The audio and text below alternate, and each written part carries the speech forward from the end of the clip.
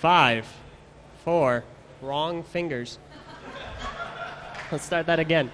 5, 4, 3, 2, 1.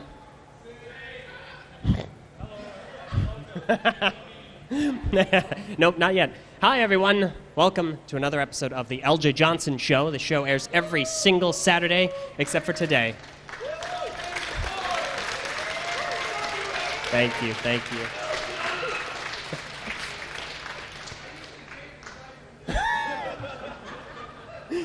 Thank you all so very much for being here. Obviously, to anyone watching this is being recorded at Brickfair Virginia 2019 in Chantilly, Virginia, the Dallas Expo Center. Everyone's having is everyone having a good time? Hopefully?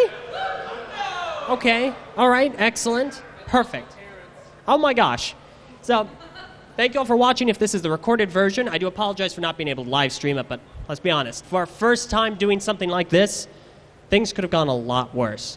So, let's go ahead and get started. Obviously, I didn't really announce a guest because usually the goal of my show is to have a new and interesting perspective on the shared LEGO hobby every single week. So someone will metaphorically sit beside me. They'll sit right here. Not right there. Right here. They'll sit right here and tell me about their unique perspective on the hobby, what they think about LEGO, how they got into LEGO, how they got into a variety of different things. And that's kind of what I want to do here. However, I don't want to just have one person sit here. I want to have a bunch of people sit here because it's a live event and we're all here. So if anyone would like, go ahead and make a line over here and just one by one, just come down and sit here. Have you hold this microphone for a little bit and talk for a few minutes about your unique perspective. Oh, come here, Mir. Come here. Tell me what you want for Christmas. I lost my parents. I don't know where they're at. Wait, are you my brother? Whoa. No. We deal well in drama here. Yeah. So, all right, go ahead and introduce yourself. Tell everyone who you are and how you got into LEGO and what you do now. Hey, I'm Meerkat. I got into LEGO because I inherited a bunch of boxes of LEGO from my brother as a hand-me-down, and then LEGO or Bionicle happened, and I got into that and took a break. Came back about 2 years ago. Started getting involved with Red Star Games, make custom masks, the tabletop RPG. We've discussed that on the show before. I don't need to go any further. Oh yeah, absolutely. So how's your experience been here at Brickfair? This is your first time being here. Second time, first time in years though. First time was when I was like 16, but oh my god, it's so much fun. Isn't it? Oh. Yeah, no, meeting everybody has just been a blast. All of you are amazing. I just want to say that. This I love is true. You all. You all give yourselves a round of applause, please. Please do. Thank you. You've been so kind and accommodating to all the first-timers here, and it's such a wonderful community. I love you guys. Fantastic. Well, in that case, before we move on, is there anything else you'd like to say? Any word of advice you'd like to give? Some sage advice that you might have for everyone? I like that you assume that I'm wise. I just got a request to talk in a Scottish accent, so don't ever forget that people love you in your life. Don't ever forget that, and just be kind. Don't forget to change your underwear unless you're not wearing any. That's it. That's all I got for you. I don't want to. You're wearing a kilt to this next event. Yeah, this Sunday to the BZ Power Dinner, I'm wearing a kilt. Watch out for that. Okay, we will. All right, thanks, Mir, so much. Next up, come on over.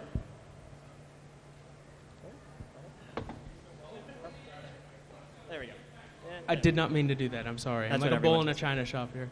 Everyone tells me that. So, tell me your name, how you got into LEGO, and what you're doing now. Hi. Well, my name's Ben. There's not really much else to know about me. I'm the man behind... I'm another one from Red Star Games. Red Star Games, if you're here, raise your hand, dudes. Yeah, you're out here. All right. I'm the one behind the baton. I did all the music. Well, I oversaw kind of the creation of the music for the for the trailers and all that. If it's like me and Lena's back there. She's my second. So we just kind of were like, okay, let's make some music about Bionicle stuff.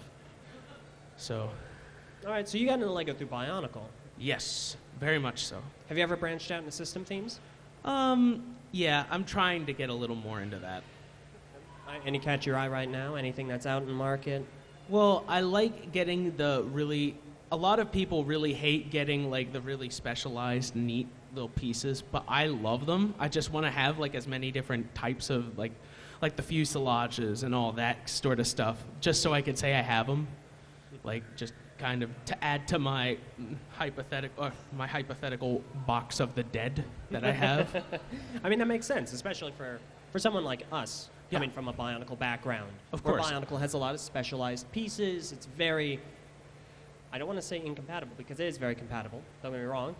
I see you people who don't like Bionicle. I'm pointing at the camera because there's no one here that I think dislikes it. Okay, maybe Corvin over there. No. But that makes a lot of sense, and that's kind of a unique, that's a fun thing to do, just get specialized pieces, just different parts, just to have a variety of things. And I especially like using pieces that people say are unusable, and then using them for something else and being like, you said it was unusable? Who was saying it was unusable? Okay, there is a piece that comes to mind, and I want to see how you would use it.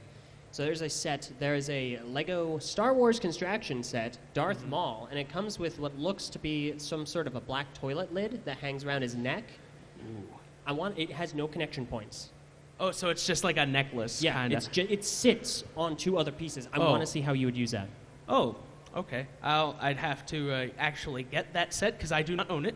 Fair enough. I didn't even know that piece existed until now, so... Fair enough. Challenge accepted. All right. Good. You have to prove it to me now. I will. Don't you worry about it. I will. Okay, good. In that case, is there anything else you'd like to say to everyone watching? Any word of advice you have? Sage advice? Yeah. Don't be mean. Just leave your drama at the door. We are all here to have fun.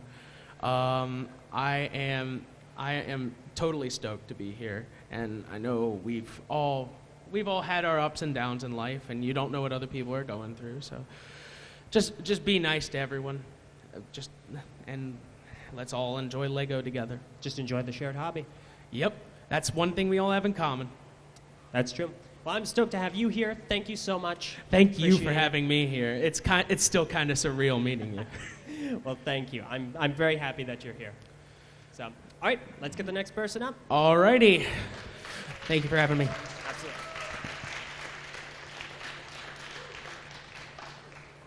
Crikey, who are you? No. Hello. I'm Wombat Combat Pictures. See, knowing he's not actually from Australia, I'm immensely impressed he was able to pull that off. But that's also because I'm not Australian and I'm not good at the accent. I have a little bit of practice. Fair enough. Hi, Eljay. Hi, Wombat. Well, can I call you Wombat? Yes. Mr. Or Productions, you can call me Mr. Connor. Pictures. Yes. So go ahead and introduce yourself. Tell us a little bit about yourself and tell us how you got into Lego. Yes, I am Wombat Combat Pictures on YouTube, on social media. Connor Hoffman is my actual name. And I'm a fairly popular mockist in the community for some reason. So many far better mockists out there than me, but for some reason people like my stuff. All mocks are unique. Yeah. Okay, let's here. Whenever there's a pause, we just have to think. What is the next thing to say? So the next thing to say is Very true. I know you do YouTube videos. Yes. You do stop motion.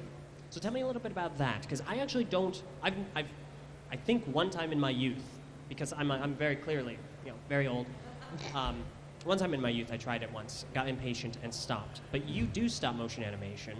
Tell me a Yes. little bit about that. So occasionally, I like to make animations.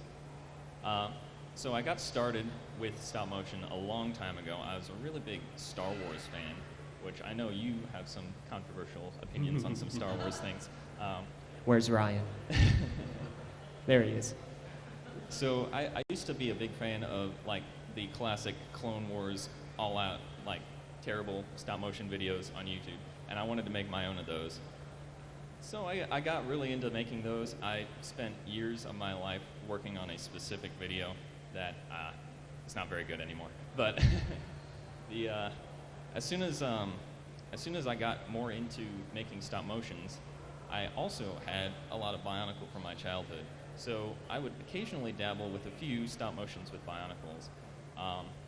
And then Bionicle ended, and that just hit me right here. So I started building mocks, and then those mocks started making a story, and then I eventually just wanted to start making stories and animations with those mocks. So here we are.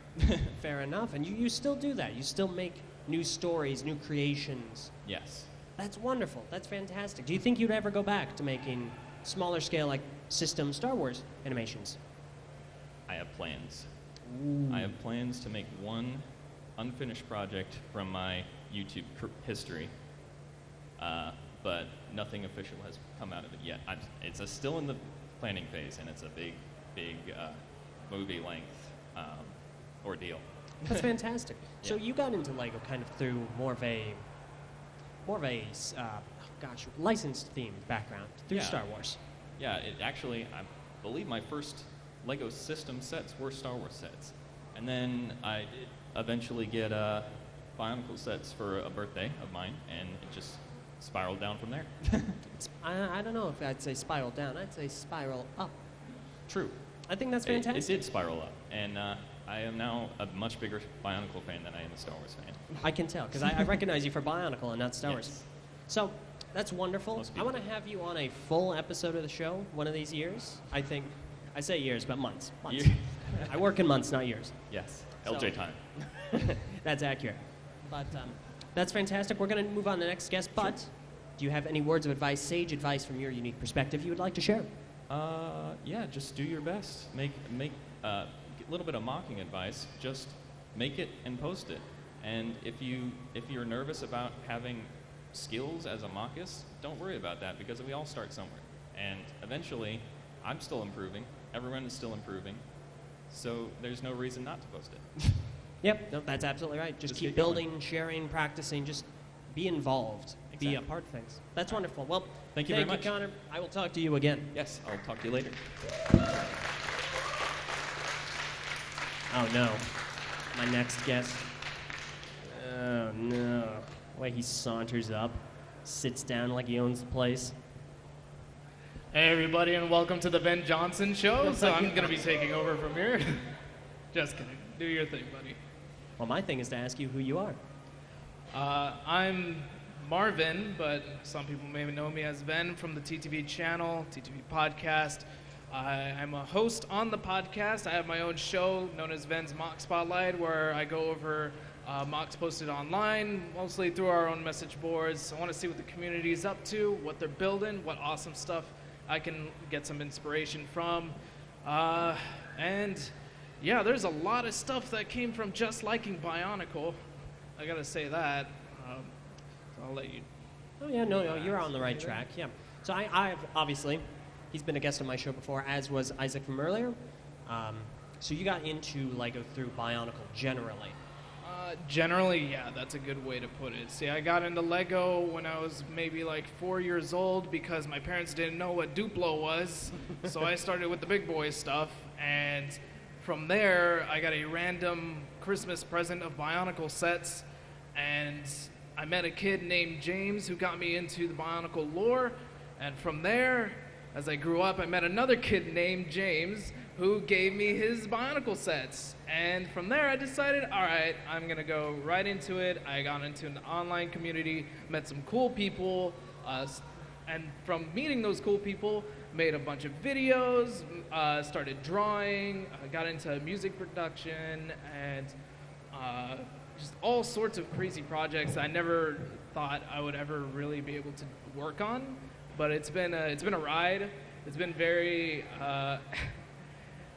what's a good way to put it? Like, Roller coaster, maybe? It's been Roller exciting coaster. for sure. As you see, Ben, you mentioned James, and James are changing your life. And James is, introduce to you James as is well. everywhere. Thank you for changing my life. Well, I got something to tell you for the first time. What do you think LJ stands for? That's right, Little James. I'm just kidding. See, it's very interesting because... I'm leaving. No, wait. Well, okay, no. You'll have to chair. Something I want to ask you, I know that you want to get into film next, and something that I know you and I worked on that has kind of led into this, in a sense, was a movie about Bionicle. It was a... Okay. So there's a game called Minecraft. There's the product called Lego. Lego makes Lego Minecraft. Also, we made a movie in Minecraft about a Lego property called Bionicle. So it's a Lego Bionicle Minecraft movie. It's pretty niche, to put It it is. at the very least. It is. But somehow we put it in theaters. We did not. It is not in theaters everywhere. Everywhere currently. And we're working on a sequel. We announced it earlier today. You announced it, and I have no idea what you're talking about. No, I don't know what. It's okay because you're not the only one. I didn't know what I was talking about either. We were placed on the spot. Oh man, yeah. So that movie is probably one of the most favorite things, or no, it is my definitive most favorite thing that I've done with the TTV channel. It is definitely your baby, but to a degree, it's my baby. Because when we put that movie out, I was so happy. I felt like I was watching my son walk across the graduation ceremony stage. I was like, I created that somewhat. Someone else had a hand in creating it, but that's still my baby. I don't know how to continue forward with this analogy, so we're gonna go ahead and move you along. Do you have any words of wisdom? I mean, I'm asking you this, but any words of wisdom or sage advice you'd like to offer? Do what you love what you do, play well, and keep smiling. All right. Thanks. Just stand up. The sequel, No. the movie, the name of the movie is Biocraft Chronicles. Get out of here.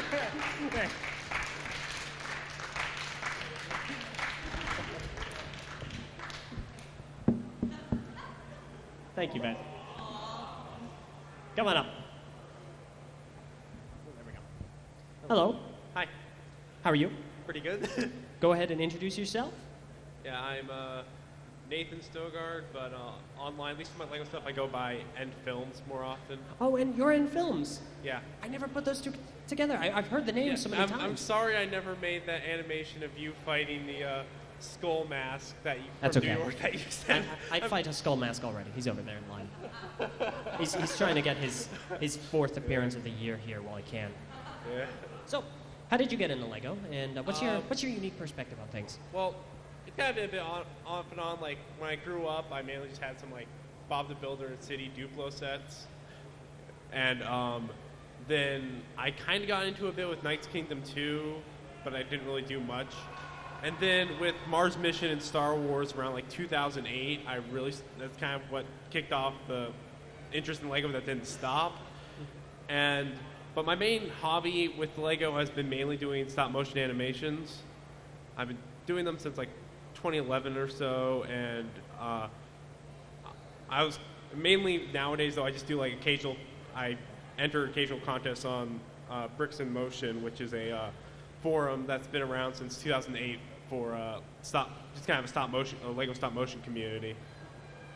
So Okay. That's fascinating because, like I said earlier, I don't know much about stop motion animation. So, for instance, what frame rate do you usually try and aim for? 15, I feel like most people will agree is probably the best like middle ground. Like there are those people like who have a lot of time and patience who will go for like the full like film frame rates of 24 or 30, or there'll be the people that's like, well, it works for a lot of professional stop motions, I'll just do 12 because it's a bit easier. And then like I personally I started at 10, and I remember once when I was little I got so like not little but like junior high age, I was just super lazy, so I dropped that down to 5, which is like the bare minimum to get any persistence of vision. So it's pretty much like story slideshows for the. But 15 is probably a good middle ground. Fair enough. I've understood that the human eye registers really well in like 25 frames per second. I think that's the bare minimum before things start clipping, like 25 miles per hour, 25 frames per second, and then everything starts kind of to clip. Well, pretty much it's like 5 is where you get the is the bare minimum for persistence of vision, and then as you get higher, things feel smoother. But it's kind of, I guess it's also kind of like diminishing returns, where it's like the higher up you go, the less and less extra smooth it's going to look. Like it'll still look more smooth, but it's like you get diminishing returns. Well, you said the higher up you go, the smoother things get. And I was on a plane a few days ago, and we had a lot of turbulence. It was not very smooth, so I have to disagree. But that's fantastic. So you've been doing stop motion animation for what, almost 8 years, roughly? Yeah, roughly. Okay, fantastic. And you still do it? Yeah, I still do it. Though, ever since when I discovered online gaming in 2014, I've kind of been limited to 2 films a year instead of working on them regularly. Think about it. What if Steven Spielberg had played video games in his youth? You think we would have gotten Jurassic Park? This is what our parents kept telling. No, I'm kidding. I'm still going to play games. That's fantastic. That's honestly wonderful. Do you have any advice for people that are starting off in stop motion animation and want to get into it? And just what would you want to have known before you started? Well, one thing that I wish I had known, it probably would have gotten me started sooner, but I don't think it's a big issue for as many things. But growing up, I was kind of, internet-wise, I was kind of sheltered, so I wasn't aware, you could easily find, free animation software and stuff like that. Ever since, 2000, that interest in Lego in 2008, I saw stop-motion films on the Lego website, oh, cool, I'd want to do that, but I just didn't really know how, and I wasn't internet-savvy enough to go and find out myself.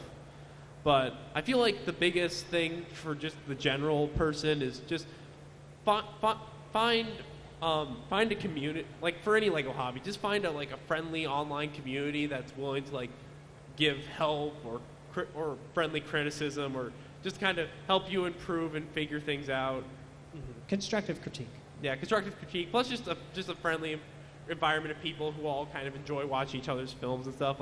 That really helps both encourage and help you sand off the rough edges of what your of your hobby. That makes a lot of sense. Well, thank you. We're going to go ahead and move on, but thank you, Nathan, so much. It's been a pleasure to meet you. I met you before, but... Yeah, I knew you. I met you when you were still permanently wearing a mask. But yeah, I remember that. Yeah. So, thank you so much. And so... There we go. All right, next up. Yeah. How you doing? Pretty okay, I think. Good. That's good to be. Tell me a little bit about yourself. Introduce yourself and tell me how you got into Lego. Well, I'm Michael. I kind of got into Lego around age 5 or 6, somewhere around there. I kind of want to say somewhere around late 2003, early 2004. I mostly got into it, through some old stash of the old Lego bricks in my aunt had her house. Then eventually I kind of got a few of the those old creator designer sets, from the around 2003, 2004. The ones that had a whole lot of parts and the instruction books were a bunch of different things inside instead of just 3. Mm-hmm. Yeah, then around mid to late 2004, somewhere in that time frame, I kind of got a few Bionicle sets from my aunt, some as a gift. Then that really is pretty much the point where I kind of started to get really into Lego over time, mostly through Bionicle. I mean, for about the first, until around the end of 2005, I mostly just, I was still kind of buying, system sets on the side, but mostly just Bionicle stuff. Then, 2006 through, I guess, around around the start of 2016 or so, it was mostly just, Bionicle and construction-related stuff. About 99% anyway. There was a few, system sets on the side, but am I going on too long? Oh no, you're good. So you got into primarily system early on, but then eventually bridged into Bionicle, and then kind of bridged back out. Yeah, Bionicle's the Bionicle reboot's cancellation kind of did that. I can understand. I feel like that did it for a lot of people when Bionicle ended the first time. it was a good opportunity to kind of branch out into new and different venues and kind of see what else was out there. Because a lot of Bionicle fans, would you agree, they usually kind of stay close to the community.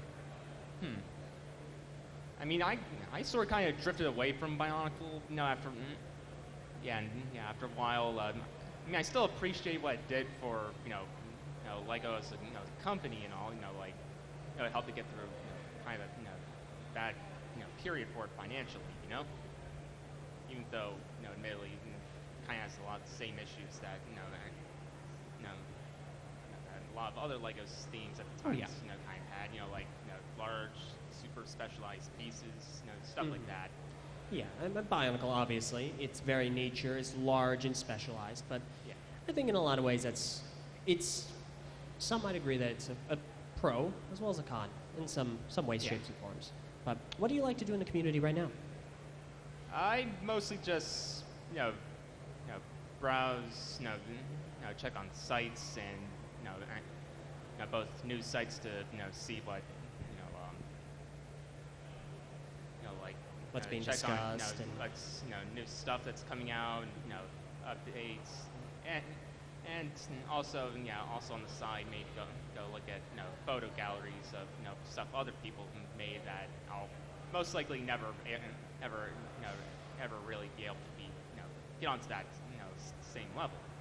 No. Because all it really takes is, it takes a lot of practice, a lot of knowledge of pieces. Because I think, we were just talking about earlier, taking a piece that most people would say, you can't really use it, and then using it in a new and creative way. Like last year, all the Galidor creations, those things are regarded as some of the most specialized Lego pieces that are just so incompatible with everything else. But still, there's still some really fantastic creations here. Yeah, though, and I think in my case, it might just be I'm just, kind of a weird perfectionist or something. Like I'm not, I can never really seem to be able to be, think of, something exactly how.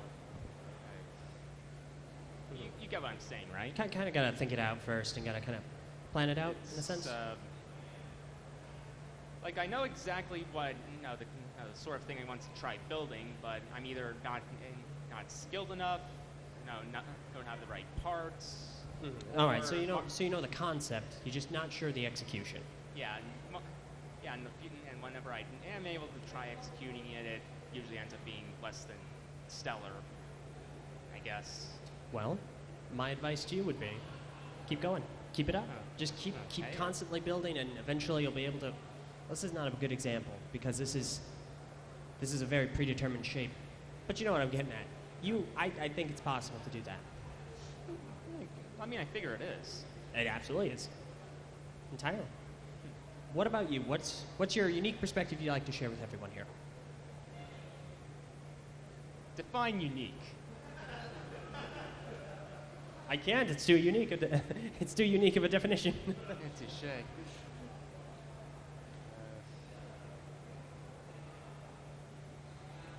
I honestly don't know. I'm honestly not. I feel like I'm not, really the right kind of person to, answer that sort of question. I don't know why. That's all right. No, that's totally fine. Well, thank you very much. I do appreciate it. Thank you for being here. Thank you for being at Brickfair. Okay. So thank you for being here, and I appreciate meeting you. All right. Thank you. Thank you. Yeah, I'm gonna go wallow in my 15 minutes of internet. Fair enough. You go. Hey, Eljay, how are you doing? I'm doing well. I'm tired. I've been around a little bit. Yeah, I'm a little bit tired myself. How are you? Yeah, I well, am I've already asked thirsty. that. Actually, I'm thirsty because I haven't drank any water in 5 hours. It's been a while. That's probably not healthy. We should probably just stop this, take a water break. Hold on now. Anyways. We stop this when I stop now. Yeah. Anyways, hello everybody. My name's Sigma from Red Star Games. Glad I could be here. I'm glad you could be here as well. Yeah. So, tell me a little bit about how you got into Bionicle, Right. I assume it's Red Star Games. So, for anyone unaware, Red Star Games is a Bionicle-related group. It's a project. They do a lot of different. How dare you dab on my show? Hey, Kevin did it first. You're about 3 seconds away in 2 movements from being. No. I deserve it for that, honestly. So, how did you get into Lego and Bionicle, of course? Well, actually, I have the distinct honor of being around from the very beginning. I was actually at the tender age of 5 when I got lucky enough that my parents bought me a new Amada and Turaga no Kama. And my 5-year-old brain was just positively exploded by these things. You could build them, you could take off his leg, you could put on another leg. It was completely new to my young mind. And it actually grew to just shape like my entire childhood, you know.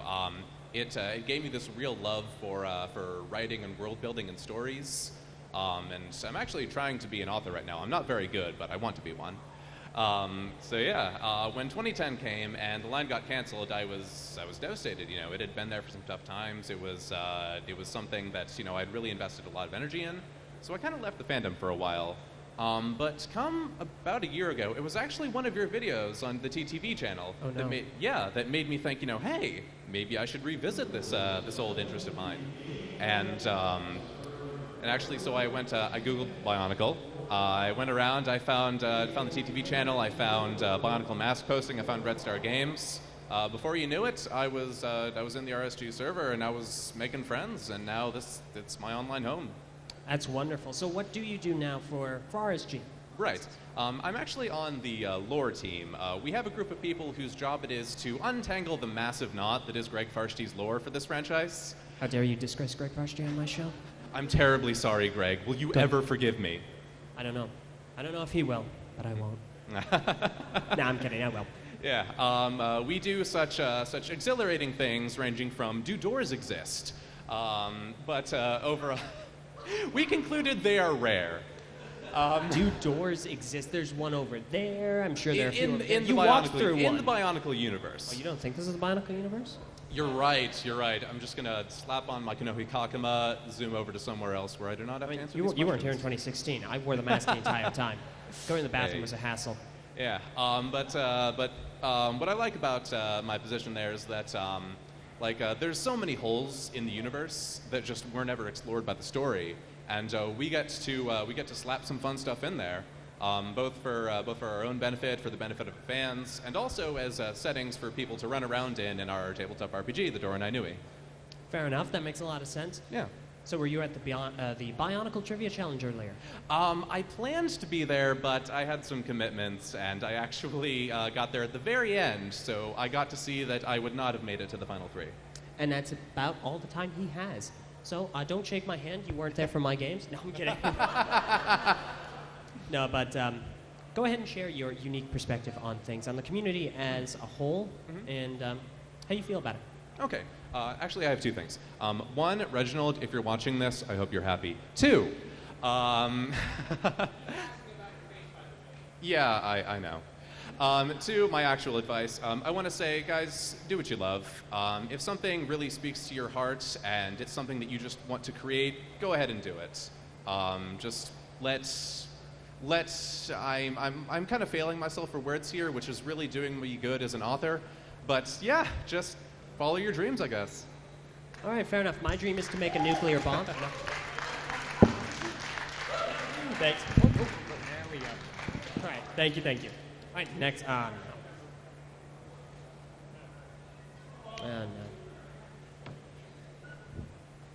How's it going? It was better until you got here. Why would you gotta be like that, man? Why? You're just looking for an excuse to be in my show more than 3 times a year. I'm looking for an excuse to hang with my good old buddy Eljay. You could do that any other good time. Times. Nope. Bring Only the now. microphone closer. Nope. Right now is the most important time. Now's the most important time. There you go. Okay, go ahead and introduce yourself to everyone.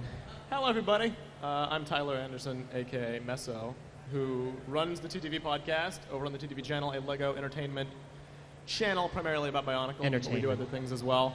Entertainment, big quotation marks, depending on whether you find us funny or not. I don't. Well, that's kind of a problem, because you're one of the primary people, Eljay. Well, no, that just means I'm desensitized to the humor. All right. Fair enough. That's me. I like following the Bionicle community for news, discussion, perspectives, the whole 9 yards, in that sense. So how did you get into LEGO? And it was a dark and stormy night. Young Meso was 4 years old. All was going well except that Meso was hungry. So Meso's mother took me to the fabled promised land of McDonald's. Meso's mother took me to the... Don't ruin my shtick. I'm telling a story. The fabled promised land of McDonald's, where I was graced with the Happy Meal toy of the fabled McTaurin. And from there, it was over. I became a corporate shill for Lego, among other things. By the way, this episode of the Eljay Johnsen Show is sponsored by no, it Aquafina isn't. Water. No, it is not. Definitely not. When you and No your friends are sponsorship. thirsty and you're like, what are we going to do? Aquafina is here for you. No, it's not. Nope, that is not. Except you can't have it because it's my water. Yeah, I know that. You bring water. I am so freaking thirsty. No, do not. Just, Wow, this is delicious. I'm dying of dehydration, and you're taking a bath right now as I'm just dying in the desert. Like, water, please. What can I say except you're not welcome? Anyway, so what are you going to tell me next about your unique perspective on... Because you do a lot of YouTube videos, Yes. obviously enough, and that has been going on for like 10 years. We'll talk about more of that tomorrow. Yes. But go ahead and tell me a little bit of a brief on your perspective being someone that makes videos specifically. The Bionicle community, as you all know, has kind of been through a lot of suffering. We've had a pretty bad hand dealt to us. Two cancellations will do that to you. So when that happens, and when Lego decided to stop producing the products, it all kind of falls to us as a community mantle to be like, we have to keep this torch lit, no matter how many like gallons of water keep just being poured on it. So me doing my dumb YouTube videos is my small way to say, hey, I want to put some time back into this thing that gave me 10 plus years worth of enjoyment. The last two were questionable, but they were still there with G2. Fair enough. I was looking down. The camera will notice I was looking down to try and find your soapbox, but I don't think I see it under here. You asked for my perspective. This is it. No, I know. But I've heard This is my this a lot. perspective. We have to give back. And whether you do it in mocks, stories, projects, talking, ranting, laughing, dancing on stage, which I'm not going to do. I'm not a dancer. Thank goodness. That's how we give back and how we say thank you. So Fair that's enough. what I do. All right, fair enough. Well, thank you, Meso. Thank you for taking it. Oh my gosh. I have more closing thoughts. You did not just do that. Number one, I need you guys to get 2 hashtags trending on Twitter after this. Hashtag number one, No. hashtag save the band. They've been stuck on Voya Nui for 13 years. Someone, for the love of God, please help them. Please help them. They're stranded. They're And running out of rations. Secondarily, Oh, here if we go. Brickfair as a group had said, there's no point in talking about Bionicle, it's never going to come back, it would never have come back. Keep talking All about it. right. Calm down. All right, I'm sorry. Somebody let him out of his cage. It won't happen. Out. Thank you, Keegan. That was Meso. All right, come on up. Had a near heart attack there for a moment. I'm not sure how to follow that up. Not like they did. Please. So, go ahead and introduce yourself. You've been a guest on my show before, I know, but go ahead and reintroduce yourself to everyone and tell me a little bit about how you got into Lego and what you do now. So I am Turaga Nuva in the community. Real name is just Owen Martin. I got into Lego when I was very young from like a big bin of pieces that I got from like Goodwill or something. I don't even remember. When you're that young, you don't always remember where toys you get and stuff come from. They just are in front of you and you have them. I got into Bionicle right from when it started. I was into like robots and Robo-Riders before that, and then when Bionicle happened, I think to this day I say my first set was Onipu, the McTaurin, but honestly I'm only like 80% on that. Well, what's the other 20%? Either Tahu or Lewa, because they were right around there at the beginning as well. Yeah. That's understandable. So I know you do a lot of stuff in the community regarding the story of Bionicle. So obviously we've covered the set side and how we got into things, but you do a lot of lore stuff. Actually, just the other day you were telling me about a website that you have where you can find what exactly? So I, along with the help of a lot of other people, put together what I call Biological Chronicle, which is a 2,000-page compilation of the entire Bionicle story, all the books, all the serials, transcriptions of all the podcasts, all the comics that don't have stuff covered by anything else, weird excerpts from guidebooks and sticker books and other things, anything that's actual story content. spliced together in like an ideal arranged reading order. Someone's excited about that. And just recently, along with a friend, I've launched a website called Crosswired Geeks, where you can find that all available to read online with no downloads required, or you can download the PDF versions that have been available for a while now. Which is outstanding, because Bionicle, as most people would know, ran across 10 years, at least the first part of it. So having that as a resource to get into the story and kind of get caught up to speed, it's like a large encyclopedia. It's really, really useful as a resource. It's fantastic.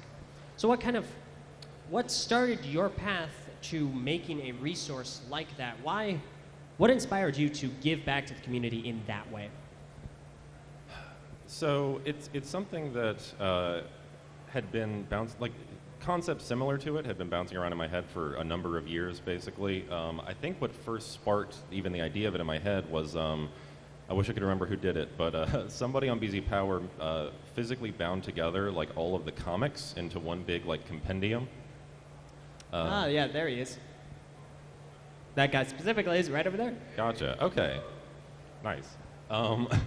Well, yes, that was what sort of sparked the idea. I was like, what if there was that, but it was everything else as well? Fair enough. But at the time, I guess I'll come clean on this now. I grew up with Bionicle and read all the comics and saw all the movies and everything. But growing up, I didn't really understand that the books had distinct story from what was in the comics, like that they had more to them. So I didn't read the books until I was in college. Like right before I put together Biological Chronicle was the first time I had ever read any of the books. Understandable. And it was as I was reading those basically that I was sort of formulating like the idea of putting this whole thing together and what structure it would take, basically. Well, like I said, it's an amazing community resource. I, of course, highly recommend everyone go check that out. It's wonderful. So thank you. What is your unique perspective or advice you'd like to offer anyone that's interested in getting into the community? If it doesn't start with read the compendium. Well, yes, I do recommend if you're interested in getting into Bionicle. I don't know if there's people here that aren't into Bionicle already. I recommend reading it. I specifically structured it to be easy to read for people that don't know anything going in. In fact, like there's a couple versions. One of which the complete version has extra stuff that I really only recommend to people that are already familiar with stuff and like want like the extra stuff that's a hassle to get through and doesn't really give you much extra. But in general, I don't know. Unique perspective in general is I think that in order to, as much as seeing younger and younger people being into Bionicle makes me feel closer and closer to just crumbling into dust. Just like the lime joints. The only way to keep Construction and all of this community alive and hopefully get LEGO to maybe do more with it in the future is to keep bringing more people into it, which is what I really hope that stuff like Biological Chronicle and other stuff that the community does accomplishes. Fair enough. Well, it's a good start to it. So thank you, Owen. Thank you so much. I will. Here, let's just, there we go. There we go. Thank you so much. Next up, my next victim. How's it going? Very well, thanks. Go ahead and just bring it right up here. Oh, yeah. There we go. All right, cool. So go ahead and introduce yourself and tell us how you got into LEGO and into the community. Okay, thanks. Yeah, I am Mixel Voltipaz, brother of both Lena and Glenda from the BCC. Oh, no, I'm sorry. No, I'm kidding. I'm kidding. Yeah, we have a lot of fun. Good.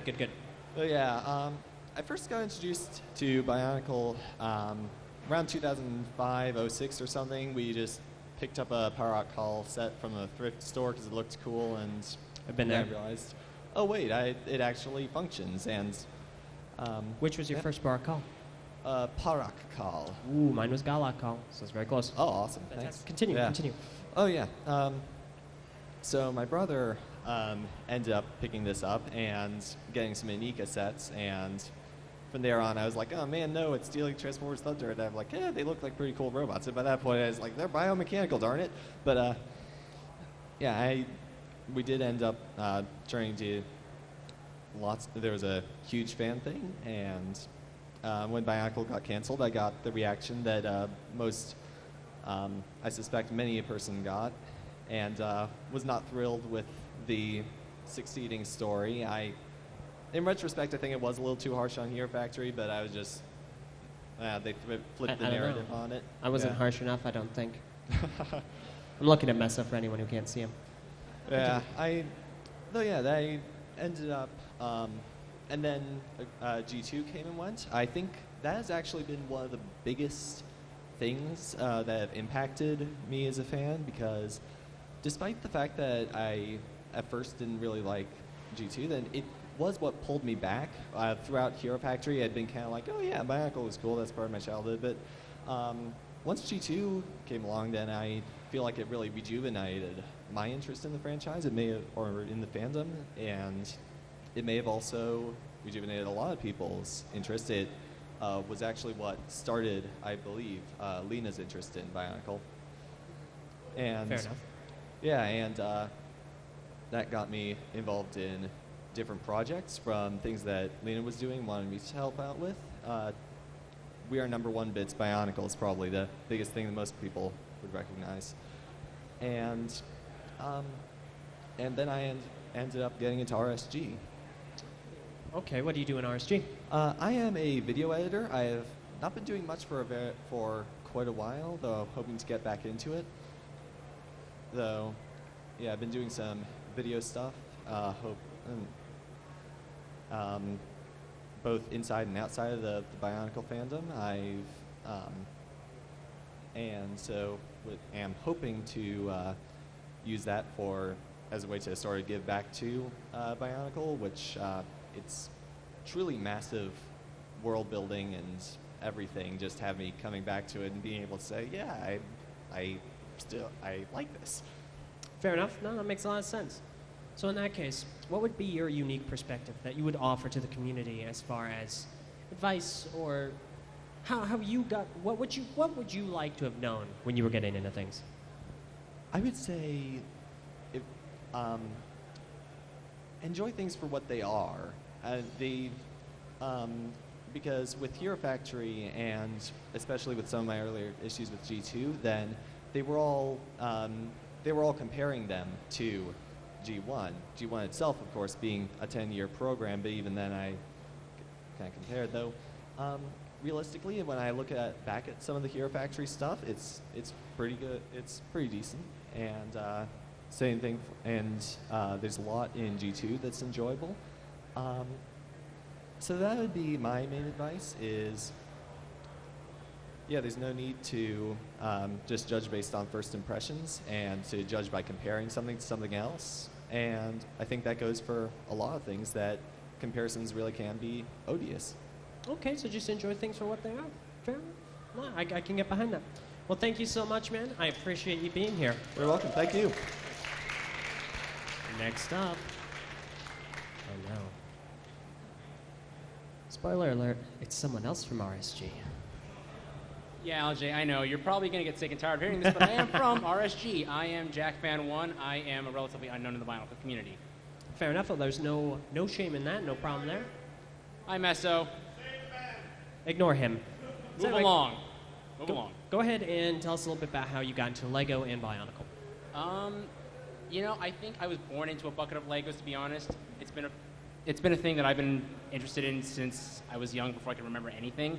But I do remember specifically being into Bionicle around 2007, 2006 or late 2005. I came down with a nasty bit of the flu in the middle of school, and while I was home being sick and doing bed rest, all that jazz, my aunt came and got me Onarak from the Vizirac, and then I think that was my first real foray with Bionicle. I, of course, lost the Batuka spinners, like all people did. Yep, been there. And then I think my next set was Nuparu from the Unica line. I picked him up at a Legoland. Okay, so I'm seeing a theme here. You go from a villain, which you didn't have any choice over, to a set which looks like a villain. Yeah. I just started thinking about this. I got into Bionicle as it was dying, given the whole Ignition Trilogy thing. Fair enough. Yeah.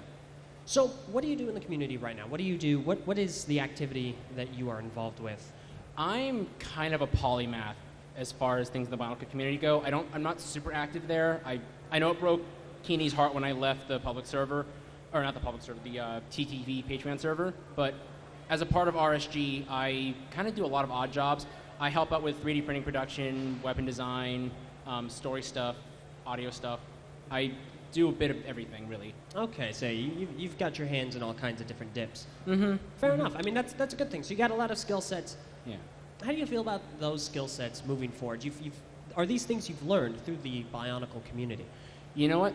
They are, because I know way back in like 2017 when I got into the Patreon server for the first time, my first real project in the Bionicle community was making articulated hands for fingers and stuff like that. And that was a project that I kept working on for about a good year, and then I nailed it down. I have the product on Shapeways now, but I don't really do much outside of that. Like, mind if I bring this out? By all means. Hmm? I mind. No, I'm kidding. Go ahead. All right, well, so this is a character from RSG. I play him in our production, The Shadow of the Colosseum. But right now, he's using 3D printed weapons, and this is all stuff that I printed at home and designed at home. Yeah, go ahead. Get a better shot of this. This is the 3D printed item in question, which is a sick-looking ice scythe. Yep. So the way that Maki does things is that he actually has two tonfas, but the way that the Doran Ainui is built, it gives him the ability to turn his tonfas into literally any weapon just using ice. And then on top of that, he also has a 3D printed mask and a 3D printed eye stock. But this one is not as important. It's just a little gag thing I put together. This is glow-in-the-dark 3D printed filament. Okay. Yeah. That's impressive. That's really impressive. So you've developed all these different skills by being a part of the Bionicle community and being active in activities and so on. Do you see yourself putting these to use in the future, going for school or work or your career or anything? That's interesting because I currently am enrolled in college for manufacturing, and there's a lot of processes that go into that. I learned how to solder through it. I learned how to do basic, even like more advanced CAD work. Though I'm still kind of rusty. It's been a while, but honestly, I don't think it's something I want to do as a career. I think it's something I want to maintain as a hobby before the career burns all the passion out of it. Oh, trust me, I understand. But that's fantastic. But the reason I ask is because it's really cool that you've come into a community where it's built around building things, and instead of just being content with the things that you have built, you go forward and you're even more creative. You build your own items, you build your own additions to the entire system. And even still, you're using some of these components in your life outside of your hobby. I think that's really fantastic. It's such a cool, not a pun. Oh, trust me, he's cool as ice. Fair enough. No puns allowed. Get out. No, kidding. But it's really fantastic that you're able to incorporate your hobby and what you've learned from your hobby into all these other things. I think that's great. Do you have any unique perspective you'd like to share with everyone? I guess maybe one thing, really, and this is going to kind of tie into what Meso was saying about keeping the Bionicle community alive. Not the Save the Band thing, because, again, Meso, you just got to move along, buddy. I agree. But stay right there. With Bionicle no longer being a staple franchise for LEGO, the community's just kind of, I don't want to say it's disintegrated, but it's had its fair brushes with, turning in on itself. And we've, the last 2 years where we've seen a lot of witch hunts against certain people, certain groups. I'm not going to name names, but it's kind of sad that the last bastion of Bionicle's legacy is the people who interacted with it the most, and they're the ones turning against each other. Yeah, I can agree with that. That's perfectly fair. All right, well, thank you so much. Thank you for bringing that and showing it and talking today. I appreciate it.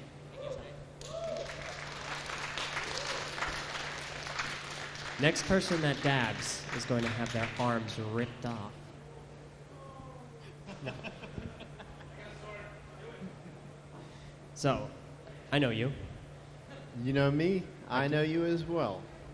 This is some of you don't. I am Charles. I'm known as Makuta LaRocca on Instagram, Twitter, BC Power, TTV, Codrex Magna, the Beaver House, wherever. All right, fair enough. So go ahead and tell us a little bit about how you got into LEGO, how you got into Bionicle, and what you do now. So I first got into LEGO, I was very young, and I got a very nice Duplo fire truck way back in the day. Also a bin of, I think, 100 pieces, and there was like a chromed 2x4 in Duplo, which was pretty nice. My story for... It's the Brickfair Kings. Yeah. I'll wait. This is a very different Eljay Johnsen Show experience.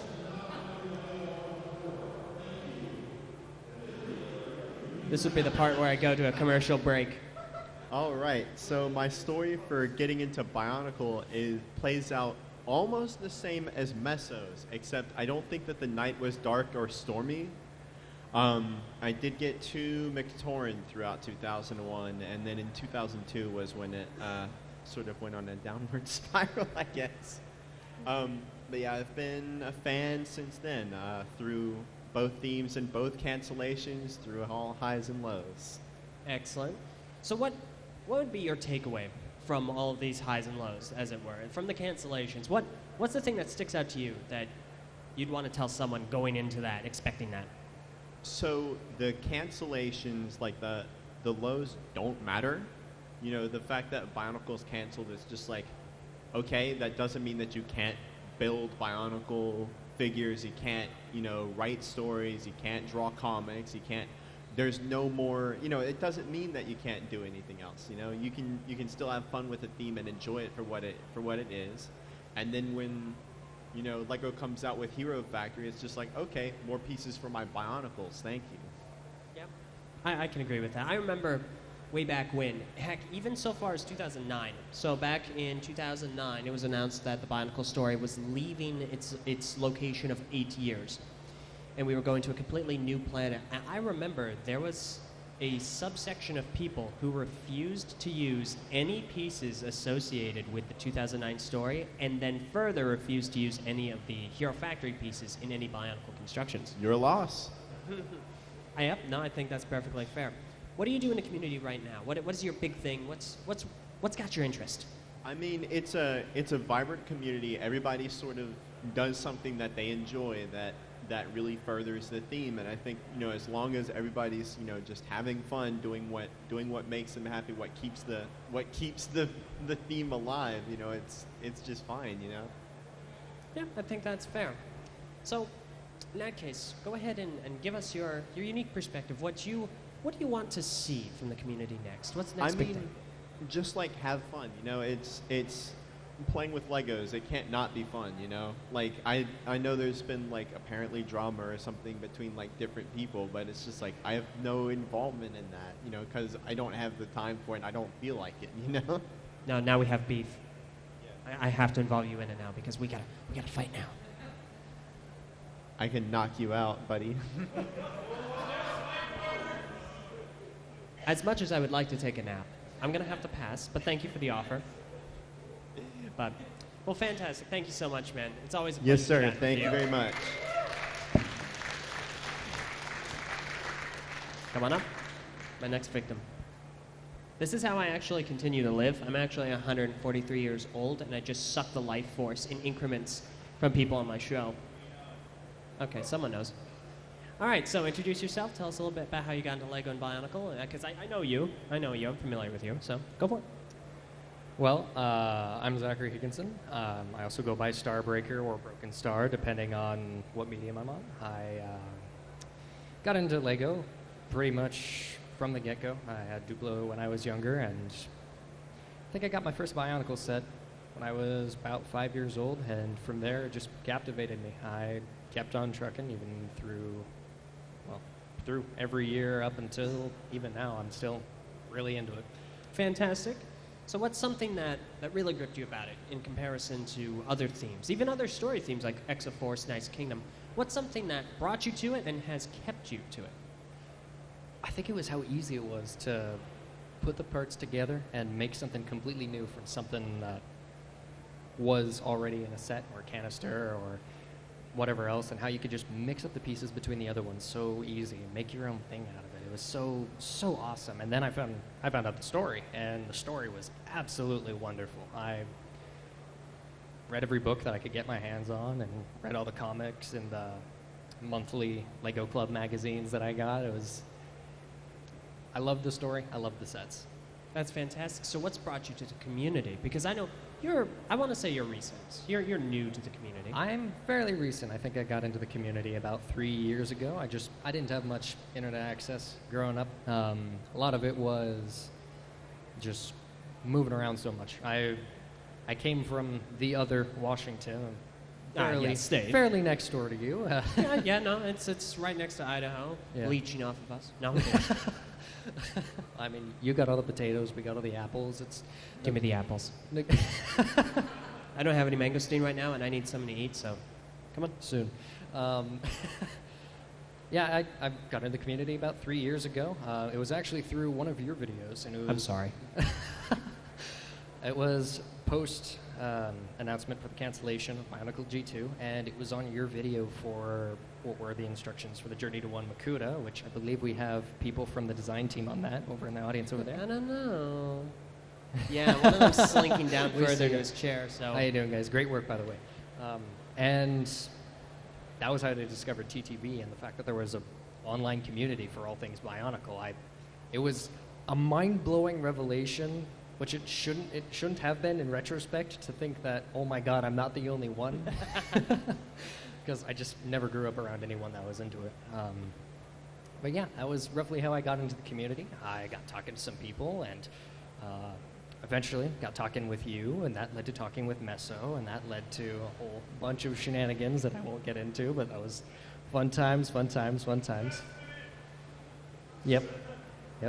And actually, through your show, I ended up hearing your interview of Meerkat over there about the Evoki that you guys did, the Noble Evoki, and that was what gave me the idea to reach out to RSG and say, hey, I could draw stuff sometimes. You want me to do it? You got it, boss.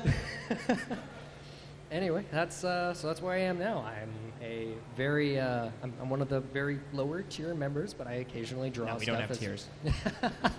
The only tiers we have are when we cry them when Bionicle gets canceled. Oh, absolutely. But yeah, I'm one of the kind of pseudo sketch artists for RSG. I occasionally sketch up concepts and say, hey, do you like this? Do you not like it? And what can I do to help you guys? And that's pretty much what I do. That's fantastic. And I was talking earlier about how it's incredible that you can get into a community and you can do all these different things and learn all these new different things and then apply it elsewhere.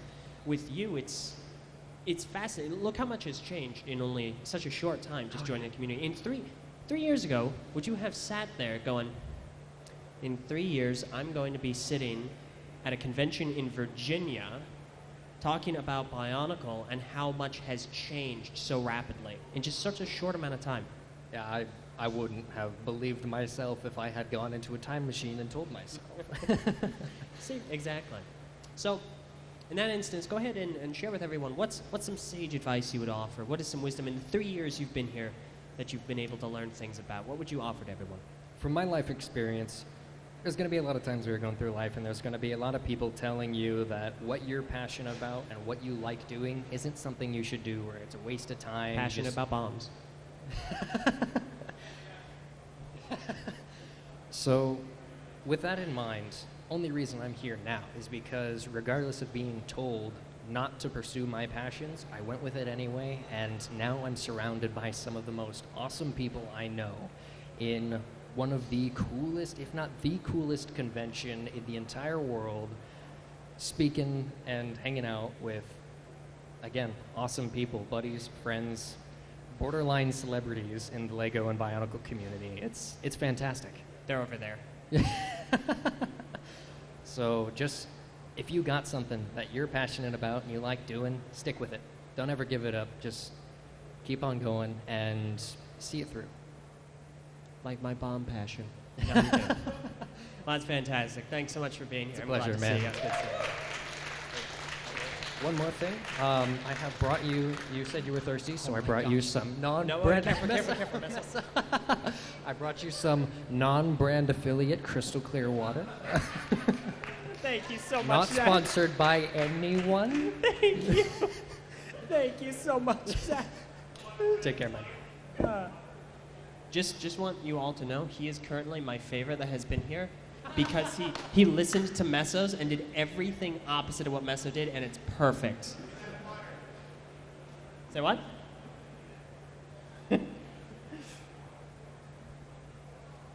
Greetings. Please introduce yourself to everyone and to me and how you got into Lego. Hi, I'm Jack. I'm Valendale on most online Lego Bionicle related things, most social media. I got into Lego when I was about 8. I got a couple of the Dino Attack sets. From there, one of my friends said to me, hey, Exo-Force is basically the same as that, except it happens on a mountain instead of a city. So I got into that way, and then, from there, it's only a short little leap to Bionicle. And the rest was kind of history from that. Fair enough. So, right now, what is something in the community that you really enjoy, that you want to see more of?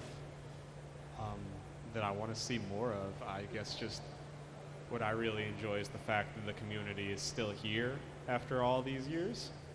I found out from being here that, it's even bigger than I thought it was. I still mostly stay confined to BZ Power even, but there's really so much more to the community than that, I found out. I'm going to have to really look into it.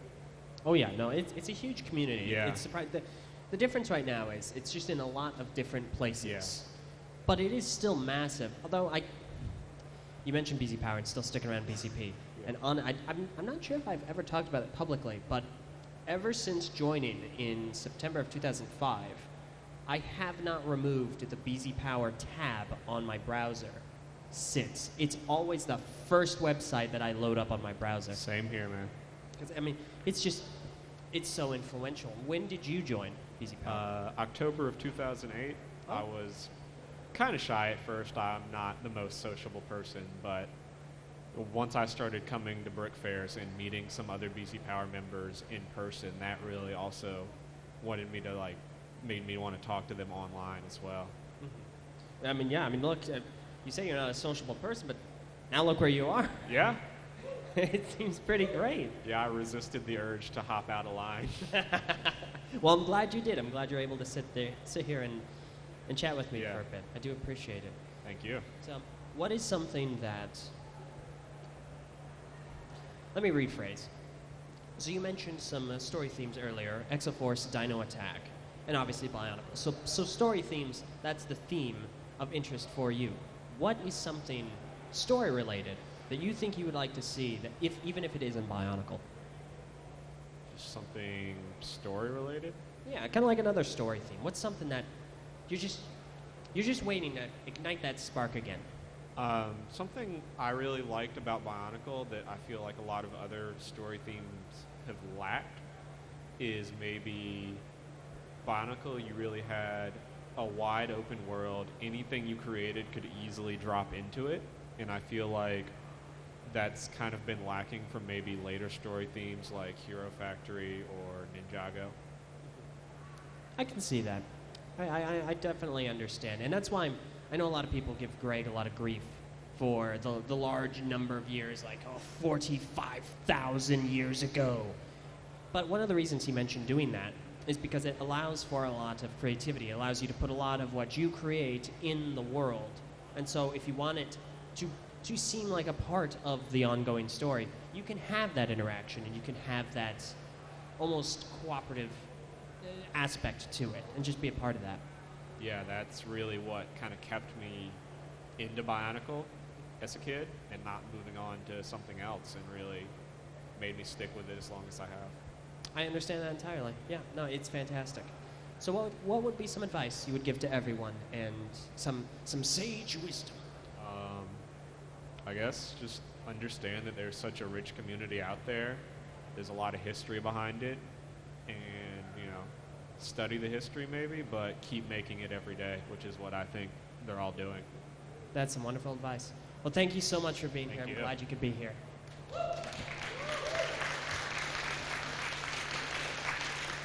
My next victim. Hey, Eljay, how are you doing? I'm doing well. I finally, thanks to Zach, I got some water. I'm rehydrated. Hail hydrate.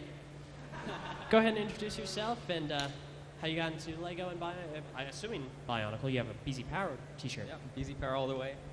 So yeah, my name's Galih. I got into Lego with Duplo way back when, but then I kind of got into a few system themes, not too many, but Bionicle really was the first theme that I really got invested in. I joined kind of late back in 2005, joined back in 2005 rather than 2001 through 3 or whatever a lot of people join, with Turaga Vakama. Yep. Yeah. But yeah, then I kind of lurked around BZ Power for a while, Lego message boards, watched Bionicle Autopsy, all these nice things. But I didn't really join the community until G2 came around with the TTV videos about the leaks and all that. Okay, so when you joined the community, what were you expecting, and then how did that differ from what you got? I'm not really sure what I was expecting, but I was happy to find a nice community full of people who were passionate about Bionicle just as much as I was. Because you've joined at a very different time than when I joined. Because I was 2005, as we mentioned earlier. Yeah. And so you have a unique perspective in that you joined after all that had happened. Like, we have almost 2 decades worth of history, and then you've joined for a new history.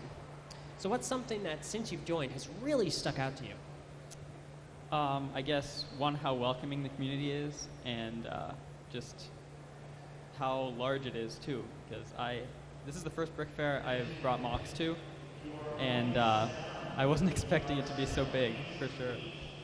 Yeah, no, it's huge. This is easily the largest gathering of Bionicle fans internationally. So it's really fantastic.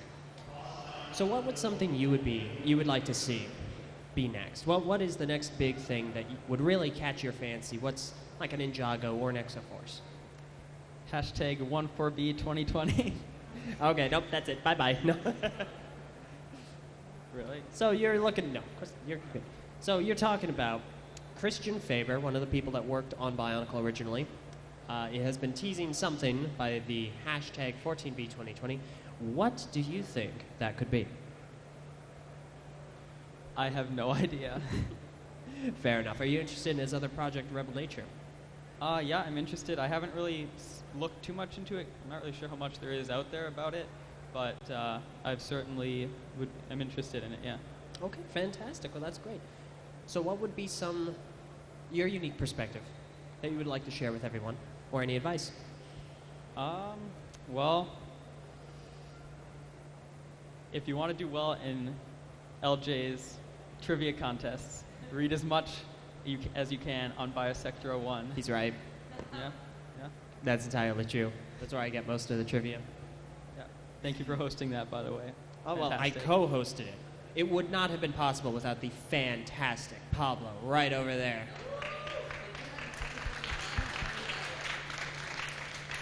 Oh yeah, sorry. It was hosted by someone else. He had fantastic orange hair. So, well, thank you for participating. Thank you for being a part of the community. Thank you, Eljay. Absolutely. All right, we're going to do 4 more. They're the last 4 in line, so go ahead and... No, not you. We're done with RSG. No, I'm kidding. You come here. I am the final boss of RSG, after all.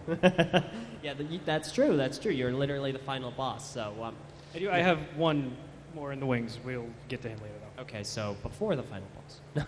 Anyway, go ahead and introduce yourself and how you got into Lego. Hi there, everybody. My name is Nick Hartman, otherwise known on the interwebs as Lahari for the last 11 years. I'm going to deliberately forget that. But I got into Lego. I was very much like Kevin in that I feel like I was kind of born in a Lego tub. But I got into Bionicle specifically with the Master of Stories, Turaga Vakama, way back in the day. I remember being in the living room of my parents' first house, and my mom just tossed it at me, and I was just kind of like, oh my god, this is amazing, and I came up with all types of, apropos to Vakama, I came up with all types of stories about who he was, what he was about, and all that jazz. So from there, it was just kind of love at first sight. So you've always been kind of more of a Bionicle fan, just basically throughout. Yes, I was there from, if I could legitimately claim to be there from 2000, I would, but no, 01. I admit to also liking the Rock Raider theme a hell of a lot, but... Which theme? Rock Raiders. Rock Raiders. Oh, yeah. That's a really good one. I actually just recently played through the game again. Oh, I have not played the game. I've heard very good things about it, but it's an old Lego game, so I don't know what to expect. It's not a hard game, but it is a difficult game to run. I got a 1080 in my machine back home, and it crashed every 45 minutes, almost on the dot. Sounds about right. Yeah. Fair enough. So, you're obviously now part of the community. I know that you joined. You're also more of a recent addition of the Bionicle community, aren't you? Yes, I was aware of BZ Power for going back to, I think, all the way back to 2004. Time's bad. I don't understand time. Time's weird. It is. But lost all sense of it. But time travel's great, though. Yeah, I highly recommend it. 60s, great time. But I was actually originally introduced to the concept of an online community through BSO1 from a friend of mine that I went to elementary school with. And from there, my love for encyclopedias and wikis just kind of got unhealthy. Ballooned? Yeah, ballooned is probably, that's the good way to say it. But I never actually entered too much into BZ Power because I felt like at the time I didn't have that much to say. And then actually it was TTV that brought me back into it back in 2016 thereabouts, where I found your show and put it on in the background while I was gaming or writing or this, that, or the other thing. And eventually I met some of the wonderful, wonderful people that are here. Kevin was one of the first ones even, and decided I'm going to go make, at the time it was a little bit vindictive, I'm going to go make my own TTV with blank, blank, and blank, blank. There's nothing vindictive about that. Yeah, no, but I wanted a slightly different flavor because I've been an RPG player for a very long time. I mean, Kama being my entry into Bionicle storytelling has been the thing I've built a lot of my life on. I'm sorry, am I too quiet? You're good. Okay, cool. And as a result, having many, many years of experience in the tabletop RPG world, I've been a game master for 11 years also. I really need to stop thinking about how old I am. It's getting, I just recently had a birthday. It's getting worse and worse. Someone stop. Somebody tell me how to stop it. Did you know that you get older every birthday? That's the secret. LJ, we got to figure this out. In fact, I'll tell you right now, you're older than you've ever been before, and right now, you're the youngest you'll ever be again. All right, I'm going to go jump in the Potomac. I'll see you guys later. It's not going to stop the aging. Decomposition is type of aging. But that stops after a certain point. Okay, turn to dust. Anyways, Mari time. So you really wanted to get into storytelling and very much so. Kind of give that back to the community, tell your own stories, help others, inspire others to tell stories as well. Right, and Greg Farsi himself said that he could have spent the next 35 years writing in Bionicle just because he set it up to be as large as it was, left so much time to fill. And the different types of stories that you can tell with the science fantasy elements that are present in the theme, always, like even after 2 years of grinding my face into his many notes, and the notes that we've made on his notes, and notes that other people have made on our notes about his notes, and so on and so forth. I still get excited every single time that a new thought crosses mine or one of the writers' minds to make Bionicle cooler or make it make more sense, one of the two. So, with it being that fertile, I felt like the tabletop RPG world, the mechanics that create things like that was the perfect way to expand what Bionicle is, instead of just, doing our own little, this is on Moronui, but everybody's green. As much as you would like that, I understand. Oh yeah, no, I'd love that. So it is really about creating and adding to that and getting to interact and be a part of that as much as possible. Very much so, and the interactivity that is inherent in tabletop role-playing games, making your own story. Because in some of the tabletop communities, in wargaming specifically, there's a concept called your dudes.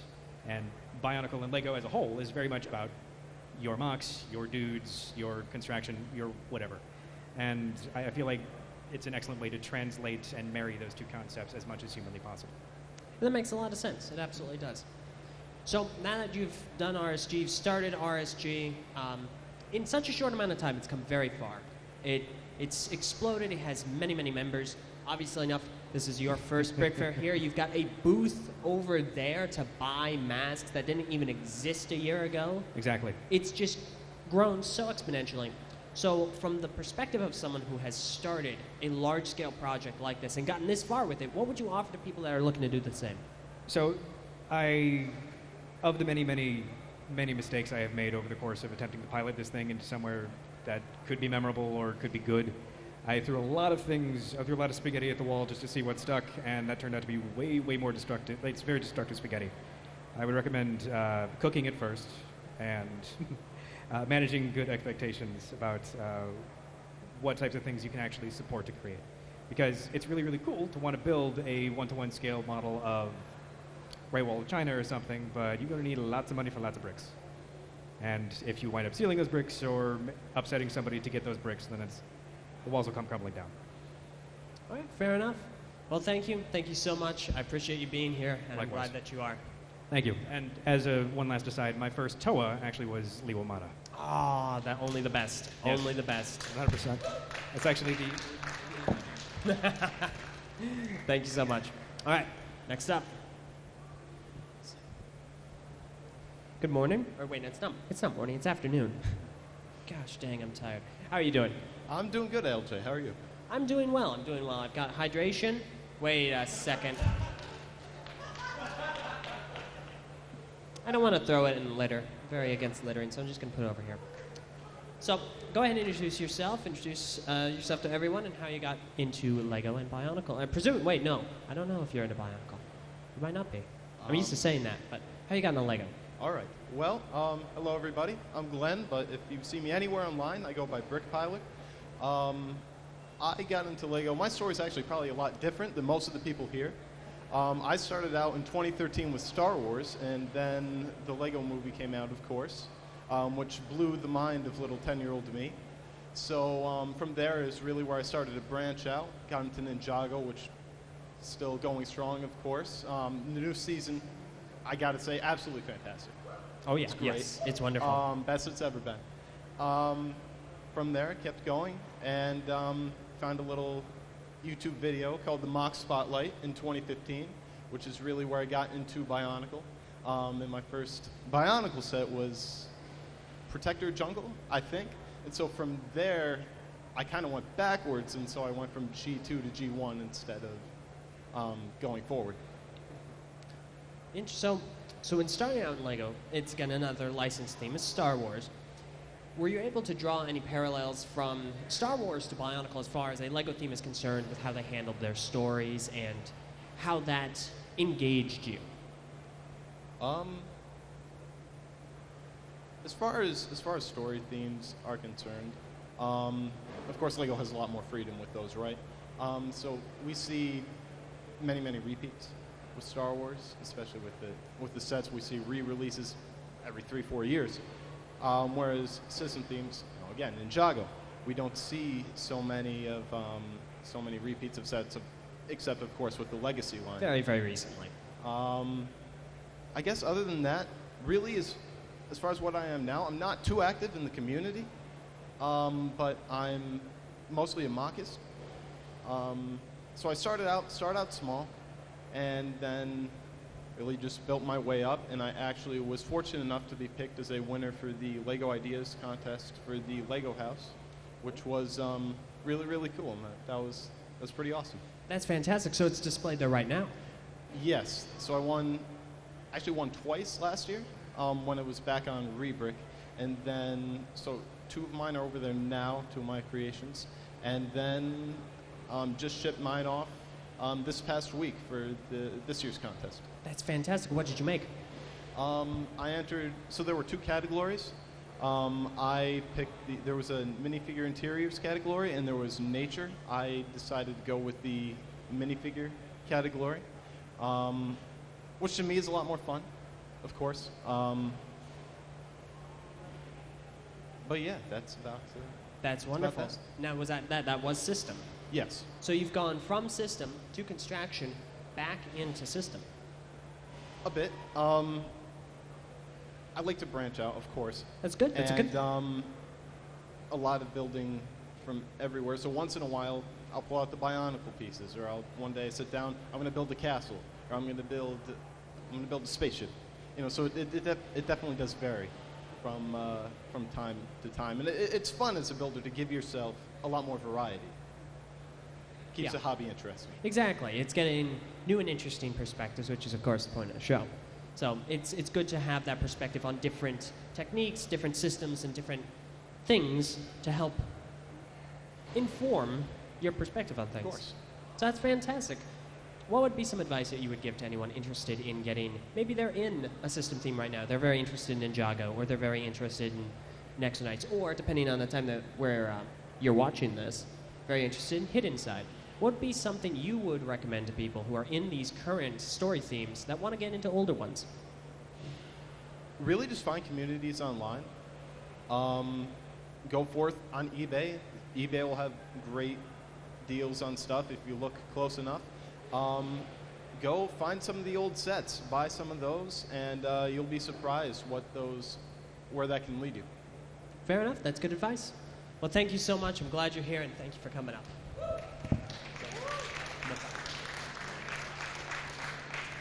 All right, the last one from RSG. Well, I'm not going to talk about that too much. Don't worry. Fantastic. Well, go ahead and introduce yourself regardless and how you got in the Lego. Yeah, I'm Chris, also known as Makuta of Salt. I am part of an RSG, but like I said, I'm not going to talk about that too much. Sorry, I'm usually a lot louder, so I'm afraid. All right. I was born in '98, so I pretty much grew up with Bionicle. Some of my earliest memories, I don't know how, but my parents got a bunch of Borak Va, and I remember my parents needing to help me build them because of all the ball joints.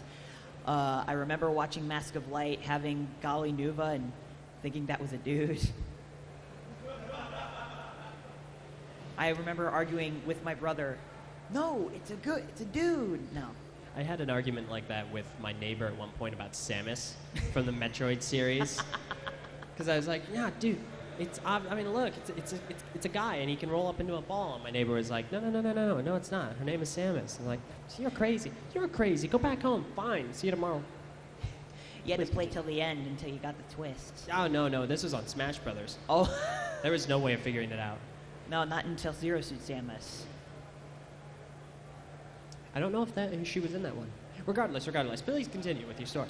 Right, yeah. So I grew up with Bionicle pretty much my entire life. It was always there, even if I wasn't completely into it. I would still always get sets. I would still watch all the commercials that are still ingrained in my brain to this day. I even listened to the songs from the soundtracks. My dad burned them onto a CD. I listened to them when I went to bed at night. Do you have them on iTunes now that they're out? I should. I'm going to do that right after this. Fantastic. Yeah, no, Nathan First, if you're listening. We're not sponsored by Nathan First. Continue. Yeah, with Cryo Shell, I was so happy to hear that they were coming back with that music. Creeping in My Soul, that was my jam. That's my existential song. That's your Evanescence. Yes. That's your Wake Me Up. Yeah. That's fantastic. So what really drew you to Bionicle and to the community as a whole? It took me quite a while to actually find the community. It wasn't until I was like 13 or 14 and I made really cringy comics on BZ Power. I've been there. I was a comic maker on BZ Power. Yeah, I remember seeing you. I'm like, oh, that guy's so cool. No one has ever said that. I'm sorry. Especially not in reference to my comics. I had a character. This is some psychological stuff. I have a minor fear of bananas and bunches of bananas. So wouldn't it figure that one of my characters could control bananas exclusively? No, I just ripped off other people's concepts. Like, oh, there's a guy who likes cookies. I'm going to make one that likes Fanta soda. Yeah, no, that's what I did with the bananas. Yeah, that's just how it went. But I've gotten more into looking into the lore and the canon and everything. And I've always wanted to, other than writing, I've seen people doing all this art and stuff I wanted to contribute. I didn't know how because I'm not that big of an artist. I've recently gotten into painting masks. Specifically, I got into the infected versions of masks because I've seen that, and like in the comics and the promotional material, originally it started out with just the like the toy version where it's just like the black with the brown dots. But I smeared it too much and I went, screw it, and then it became the rusted and pitted versions, which I'm making now for RSG. I hope to make more of them in the future. I still have a big bag of like the original 01 ones. I need to sell those eventually. Now here's a question for you.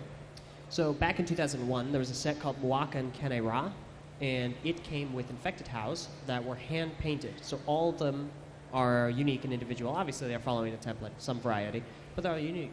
Is that something you ever aim to replicate for other masks that are not the How?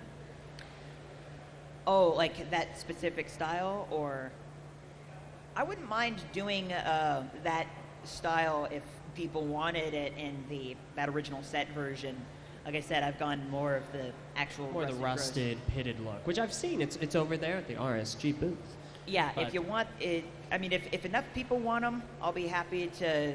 I'd be interested in making them. One I do want to make is the from the Montanui online game, Liwa's version with like the gray and the red. Yeah, my attention. That was always very striking and unnerving to me. Actually, one of my favorites to paint is whenever it's like a Miru of any version, because that's ingrained in my mind just of how unsettling. Poor Liwa, he just got beat up so much over just emotionally traumatized. I relate to that remark. It was like 4 or 5 times I counted. It's a lot. One of the recent things was introducing Bionicle to my girlfriend, or rather reintroducing, because as I got her into it, she went, "Wait, Hunt Down the Band was a thing? That wasn't a fever dream?" We often forget how much it has gotten into pop culture and how much it really was in the mainstream for a time. Yeah, that's always interesting to me, is that pop culture aspect. Lena was telling me how she remembered a commercial with they were playing with the Anika, and then they saw Jala in the hallway, and it was someone's dad. I said it must have been McDonald's commercial or something, but she said someone else remembered that, but she couldn't find it. So that aspect of Bionicle is interesting, just in the publicity, and that was something I felt G2 lacked, was that presence, that because you had books, you had the mysterious website, like even on the toys it would say, "Oh, you got the codes and everything." Yeah, no, I know what you're talking about. So, because we need to move on, I want to ask, what is your unique advice or perspective that you'd like to offer to anyone watching? I'd say there is never a niche unfilled in any community. If there is something that you have a passion in, you can always find a unique spin on it. Yeah. Like a Bionicle Minecraft movie. I'm waiting for Bonkel 2, man. Not Ven's version from earlier, please.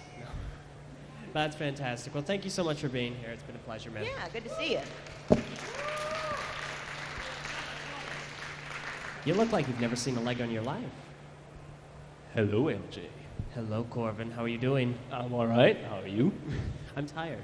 Yeah, you can see that. But still hydrated. Yeah. So, for anyone who might not be aware who you are, go ahead and introduce yourself. Tell us how you got into Lego. Okay, yeah. Well, my name is Corvin, and I came all the way here from Denmark. And I got into Lego back in 1994 with a big red bucket of bricks. And that lasted until and that went on with like town skews and other stuff and grandparents' presents up until like 1999. Then we had Slicers, them as Throwbots, the Robo Riders, and then 2001 came, and we did this little thing called Bionicle. Just a small thing. Yeah, just a small thing. No, I was a member of the Lego Club magazine at the time, so we didn't actually, it didn't come as such a surprise. Like, it was suddenly like this teaser page in the Club magazine that came out with like the old school Matanui Island with the rusted mask from Akuta on the right side, and I was like, okay, I'm intrigued, tell me more. So that's how it started, and then the sets hit shelves a little later, and that's how that happened. So you were there before Bionicle started. You got to experience Slicers, Robo Riders as they came out. Yes, I did. What was that like? Because as I've understood, they were just kind of one-off, one-year releases, and then poof, on to the next. Yeah, pretty much. Like there were these. It was like the proto Bionicle building system. Like that was where the ball joints came in with the Throwbots, and there was. it's hard to say. I don't want to say there wasn't any story to it. I probably was just too young to get it. And also being from Europe, there's a lot of things that we probably didn't get in terms of marketing and then supplemental material. So there were a bunch of things where, yeah, we got into it. And for me, it was very much like, oh, these look like really cool mechanical characters. I want to play with those. And you get like the Judge Slicer and all the other ones. And then like Onyx Robo Rider. And you just play with them. They're cool toys. And you start making out, like you fill in the gaps yourself. Like your brain just goes like, okay, like I just want to do the story for this character in my head. Yeah, that's something that's really great about Construction is it's very personality focused. Like you can just kind of make, even if you don't want to just have the figure itself, you can reconfigure it, combine it with others, make your own, and then kind of just insert yourself into that. Yeah, I think that was one of the strengths of the theme is that, like you don't have the sets tell you what the story is. Like the sets are the characters, and from there you just go on wild. Yeah, so. Exactly. Now, I actually know you more by another name. Obviously, we've established a member of BZ Power, so I recognize certain people from BZ Power. You are Vezok's friend. Yes, I am, which I came up with in my great wisdom at 16 years old. I spent most of my time as a lurker up until that point, so I was not part of the Bionicle community initially. I was sort of, I was stuck on the sidelines for many a year because I didn't have my own computer until I was 14, and before that I was very much dependent on parents giving me access. Also, 65K modem in 2000. You can imagine that getting into the Bionicle story and Matanui online game was a fantastic experience at that time. So it took a while. It took a while to get into it, and then I just picked Vezok's friend as a name because 2006 came out, and interest had sort of slowed down in the theme a little bit in 2004 and 5. Again, no supplemental material. I didn't quite know what was going on outside of what was told in the marketing. And then we got into that, and suddenly it's like, oh, hey, 2006, fresh start, new island. I can get back into this. This blue guy is kind of cool. What's his name? Okay, yeah, that guy looks fun. So. Are you still friends with him, with Vezok? Are you still friends with Vezok? He's got a lot of issues, but it's complicated. Okay, fair enough. Yeah, I mean, I've heard he has some primal instincts, a little bestial. Yeah, you got to give him his space. I understand now perfectly. Maybe 13 years in counting might be enough space, though. That's fantastic. So what really drew you into being into the community and kind of interacting, from being a lurker to someone who, because I know you did a lot of artwork. That was basically it. Like, I saw all these fantastic people on BZ Power who drew this art, but the thing, I found BZ Power through Brickshelf, which is like the OG of the fan community. Was like, who remembers Brickshelf? Yeah, well, there we go. Bunch of hands. Fantastic. Good. It's remembered. That's fantastic. No, on shows not so much. Yeah, but that was where I started. I was like, oh, Brickshelf, that's kind of cool. And then through Brickshelf, I found these artworks where somebody had drawn Bionicle characters. I was like, wow, this is really cool. Like, this is some really well done artwork, you know. And my mind was just blown because like, wow, this is really nice. Like, who does this? Because Brickshelf username's not very helpful at the time, especially if you're new to the internet. So it took a while until finally I found BZ Power, and I was like, oh, that's where they are. I got to get in on this. Yeah, and from there on out, I started drawing Bionicle characters, pen and pencil, and then early 2000s was also where I sort of started discovering my interest in design. And that's sort of when I started in on this whole, that's actually where I learned that there's actually people that make a living by drawing dragons and designing robots for like movies and games and toys. And I was like, oh, that's a thing. Yeah, I want to do that. And that makes a lot of sense. I've heard a lot about artists that kind of start off just drawing and really putting their imagination to paper, getting into designing professionally, which, I mean, is basically what you do now.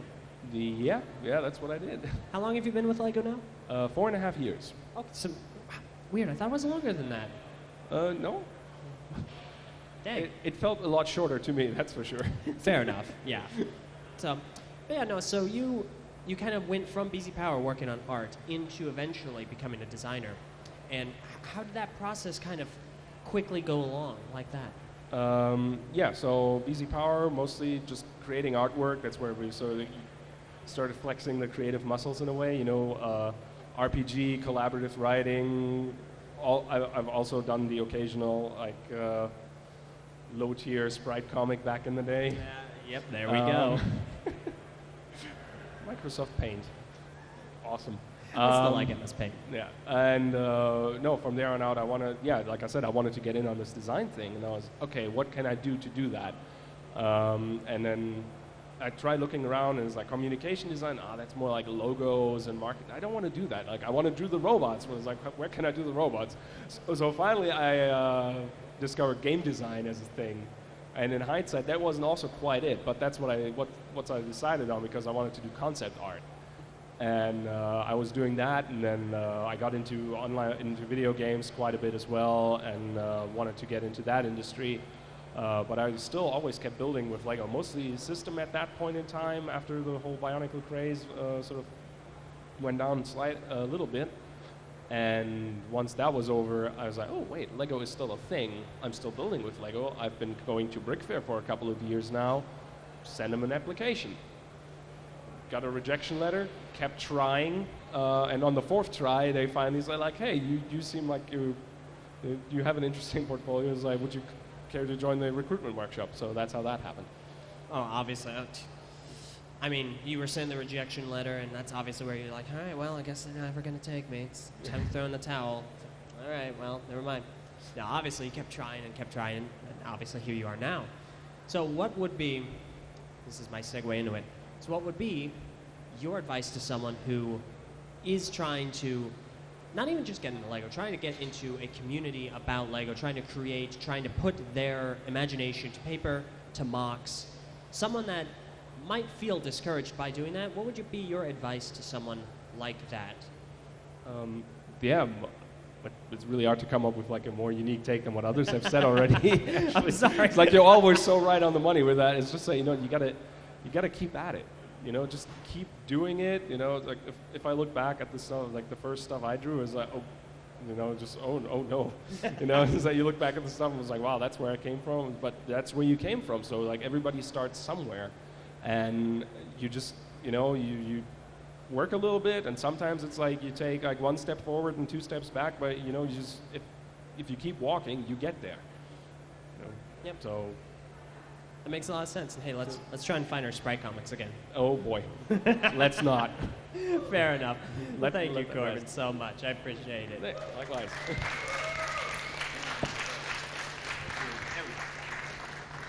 All right. We're still not sponsored by Aquafina. No. Okay, I've seen someone. I said the last 4, but someone has been standing there insistently, and I figure she's been kind enough to take so many photos. Thank Give you. her a shot. Thank you. Well, I want to shake things up a little bit. Oh, no. So first, I'm Haley. I'm also part of TTV, but I think we're on the Eljay Johnsen Show. So, Eljay, how did you get into Bionicle? How dare you? I don't know. I don't know if many people out here know how you got into Bionicle. I think it'd be really cool to hear your story. After All right, hearing so fair many enough. other stories, I think it'd be nice to hear yours. That's a good way to cap it. That's a smart idea. Yeah. All right, we'll trade. So I got into Bionicle, mostly Lego. I obviously had the classic bin of pieces that everyone has. However, I wasn't super into system. I got into Bionicle. I used to live in a place called Palo Alto. You may know it as where Apple was made, where Facebook was made. Steve Jobs, he was practically a neighbor. I have a story where I went trick-or-treating at his house. I have the picture.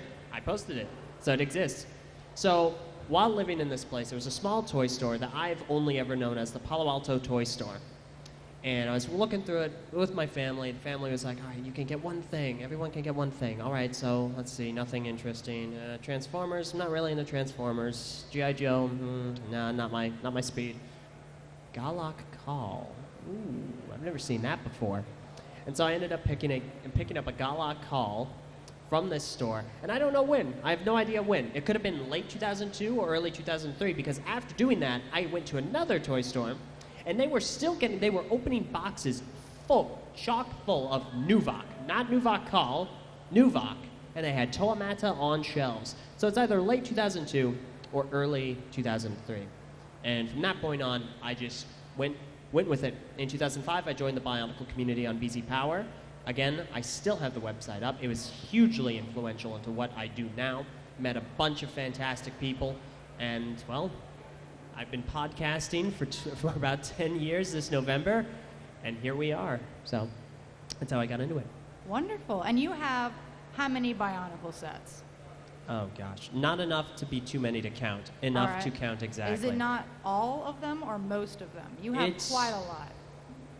I am going to say all of them. There are some people that might disagree with this assessment, but I went ahead and I got all of them to do reviews, Bionicle set reviews, and review some Bionicle sets that just simply had not been reviewed.